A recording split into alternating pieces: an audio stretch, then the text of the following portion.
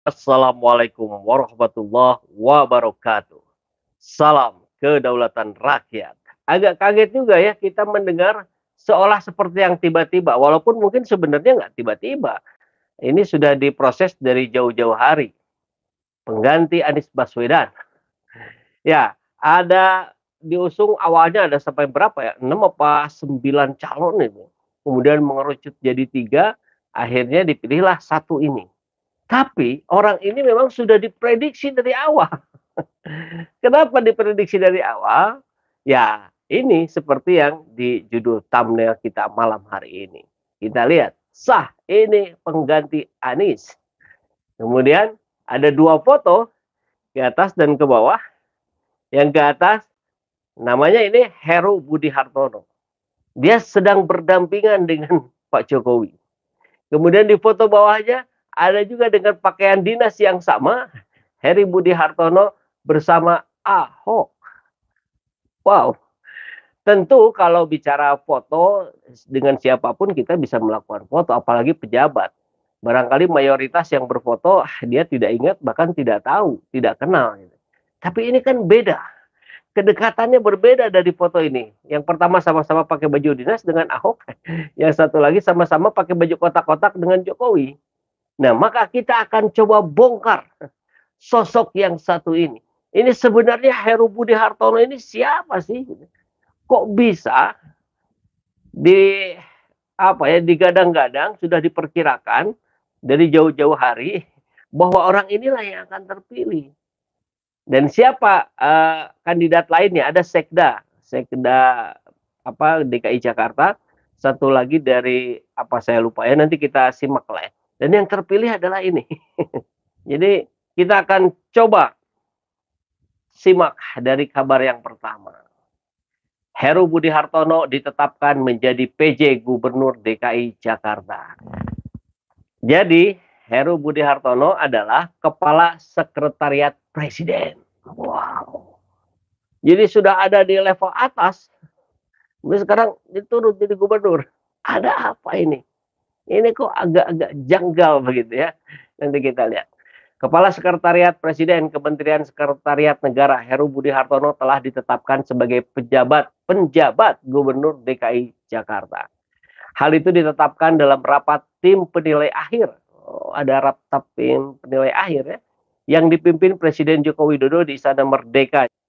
Nama Heru diputuskan Jokowi setelah mendengar pertimbangan Wakil Presiden Ma'ruf Amin dan anggota TPA serta menteri terkait. Oh, akhirnya kita dengar juga nih ada hal penting yang dilakukan oleh Pak Wapres kita.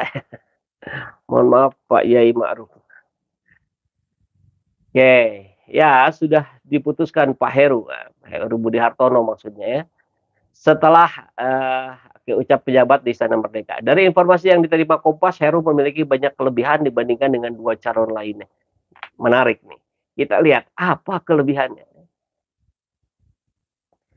Adapun 2 calon lainnya yaitu Sekda Jakarta Marullah serta Direktur Jenderal Politik dan Kementerian Pemerintahan Umum Kementerian Dalam Negeri Bahtiar.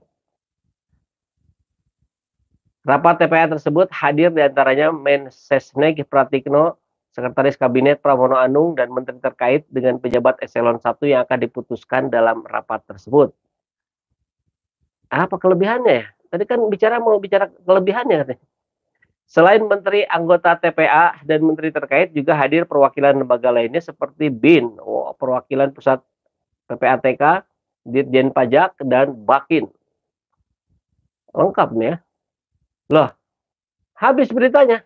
Heru memiliki banyak kelebihan dibandingkan 2 calon lainnya. Tapi nggak disebutin kelebihannya. Ini Kompas yang ngaco apa narasumbernya yang ngaco? Kan kita perlu tahu apa kelebihannya sehingga bisa dipilih. Oke, baik, itu berita 1. Baik. Nah, yang terpenting adalah ini mulai masuk ke berita siapa sosok sebenarnya dari Heru Budi Hartono itu. Kok bisa terpilih? Kalau tadi disebutkan punya kelebihan, kelebihannya apa nggak dituliskan, nggak disebutkan. Kalau begitu kita cari sosok lain nih, sudut lain. Kenapa kemungkinan dia bisa terpilih? Oke, ini berita lama, 2016. Jadi Heru Budi Hartono pada tahun 2016 itu sudah berencana, sudah melakukan persiapan gitu ya, untuk maju sebagai gubernur Jakarta bersama Ahok. Jadi terjawab ya foto yang tadi, kok bisa ada deket-deket sama Ahok itu, kenapa?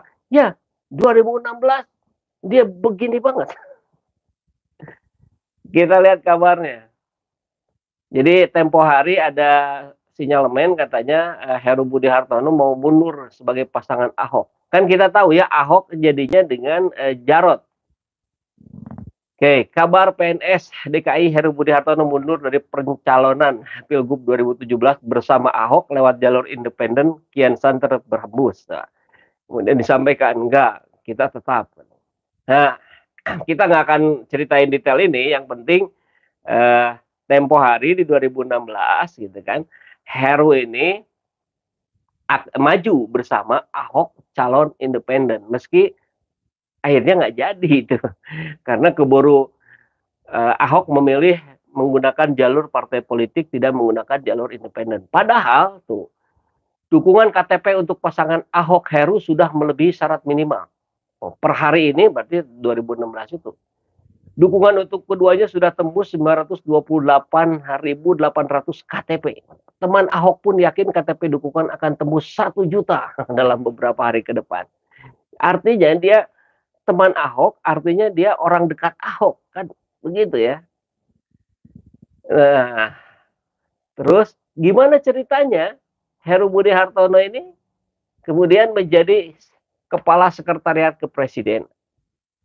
Batal maju pilgub bareng Ahok, Heru Budi Hartono daftar jadi kepala sekretariat kepresidenan.